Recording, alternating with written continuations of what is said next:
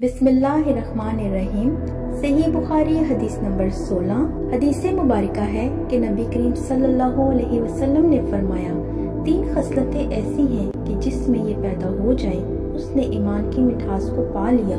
Chapter 2 book सही बुखारी हदीस number 16 बाब ईमान के बयान में। हदीस मुबारका है कि हमें मोहम्मद बिन मसना ने यह हदीस बयान की, उनको अब्दुल वहाब सखफी ने, उनको अय्यूब ने, वो अबू कलाबा से रिवायत करते हैं, वो अनस रज़ी अल्लाह ताला अन्हु से नाकिल हैं, वो नबी करीम सल्लल्लाहु अलैहि वसल्लम से कि आप सल्लल्लाहु अलैहि वसल्लम ने फरमाया, 3 खसलतें ऐसी हैं कि जिसमें ये पैदा हो जाए उसने ईमान की मिठास को पा लिया।